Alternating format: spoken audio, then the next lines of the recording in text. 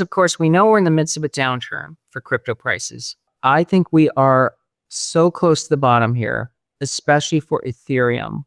I mean, the bottom could be happening this week or within the next 4 days. You've mentioned the fact that we are going to see different buyers because we have seen institutions enter into the race.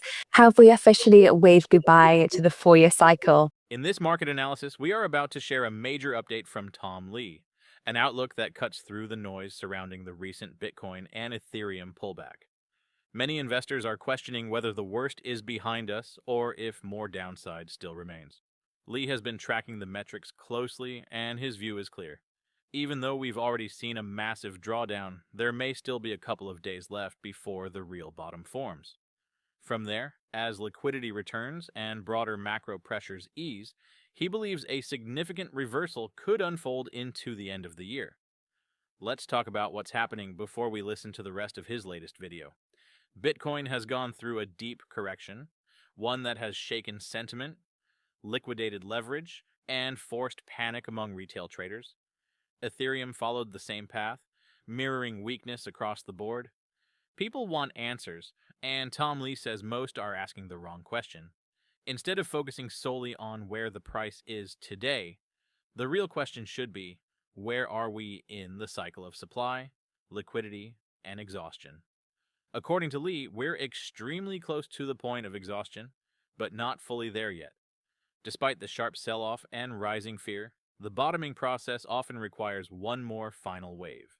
A flush of remaining weak hands, a clearing of residual leverage, and a moment of capitulation that marks the true turning point. Lee believes we are likely only days away from that moment. Bitcoin doesn't bottom because people hope it will. It bottoms when selling power fades and buyers begin stepping in with patience rather than panic. Currently, those dynamics are still in formation. Liquidity isn't accelerating back into the system just yet. It's hovering, preparing, waiting for confirmation. Lee explains that liquidity flows don't flip instantly. They decelerate, stabilize, then expand. Right now, crypto is transitioning between those phases. But here's where things become interesting. Tom Lee believes that once this short-term correction completes, Bitcoin and Ethereum could experience a dramatic recovery. Not a slow grind upward, but a move fueled by fresh liquidity entering the market as macro conditions shift. With the shutdown officially ended, sidelined capital is no longer locked out. Institutional money, risk-on allocation, and renewed appetite for volatility are all set to re-enter. And Lee expects that inflow to hit the crypto market like fuel on a smoldering flame. When liquidity returns to a market that has just undergone significant price stress, the result is rarely mild. Historically, Bitcoin rallies strongest from positions of fear, not comfort. Lee notes that the market punishes impatience first and rewards conviction second. And that's exactly why these drawdowns often precede explosive upside. Sentiment is bearish, social chatter is anxious, headlines are dramatic, and these are often the same conditions that precede major reversals. Ethereum, he adds, is positioned to follow Bitcoin's trajectory closely. While Bitcoin often leads the first leg of recovery, Ethereum can outperform on percentage gains once momentum shifts. The underlying ecosystem still dominates smart contracts and decentralized activity. Ethereum's supply dynamics through staking remain structurally supportive, and as selling pressure fades, the path opens for aggressive upside. He believes Ethereum could surprise people with its velocity once confidence returns, but there's a bigger, more philosophical question circulating. Has the 4-year cycle ended? Has Bitcoin matured beyond its halving-driven rhythm, or are we still following the same heartbeat as previous market epochs? Tom Lee's view is firm. The 4-year cycle is still intact. What's changed isn't the existence of the cycle, but the scale and complexity surrounding it.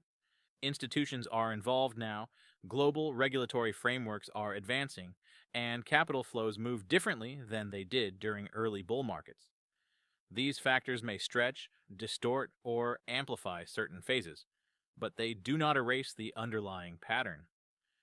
Historically, Bitcoin has always experienced a moment of uncertainty before acceleration, a moment that tests conviction to its limit.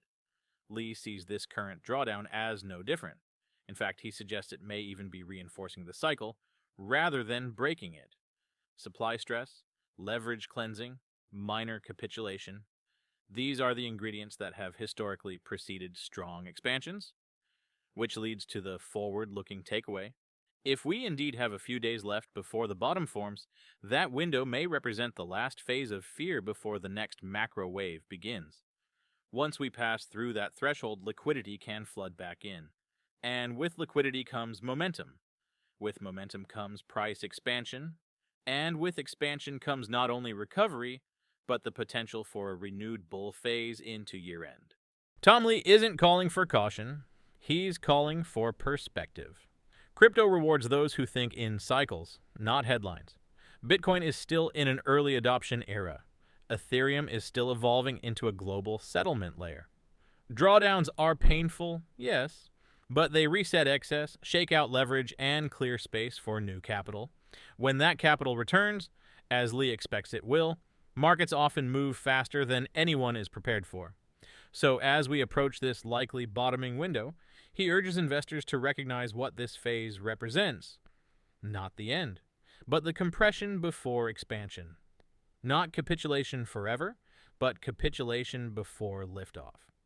If history rhymes, and Tom Lee firmly believes it does, then the next major chapter for Bitcoin and Ethereum could be waiting just on the other side of these final days of weakness. The market is close to flipping.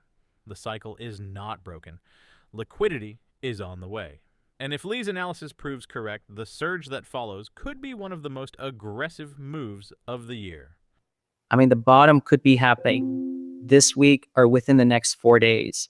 And from there, we are going to have, I think, a V-shaped recovery because of the liquidity that's coming as the shutdown has ended, the U.S. government shutdown. And also because the central bank, I think, is tilting dovish, especially with a potentially new Fed chair. That, I think, should propel prices very strongly into the end of January. And that's where I think Ethereum, could be 7,000 to 9,000. And I believe Bitcoin is going to recover to past its all-time high by that time. You've mentioned the fact that we are going to see different buyers because we have seen institutions enter into the race. Have we waved goodbye to the typical cyclical movements that we have no crypto to be standing for? It's a good question. And the way this is ultimately proven is if Bitcoin makes a new high before end of January, which I believe will happen.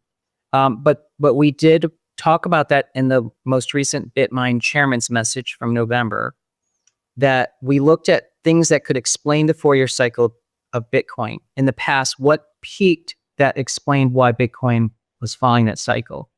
The two things that really explain Bitcoin's price peaks that were not time related, like not just saying the clock, was the copper versus gold price ratio. That makes sense because it's industrial activity versus monetary base.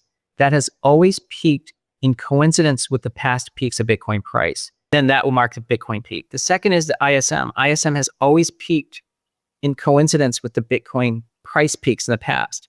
But as I mentioned earlier, ISM has now been below 50 for almost 40 months, the longest stretch in history. Until the business cycle and industrial cycle peak, I don't think Bitcoin's going to peak in price. Wish someone taught you Bitcoin earlier?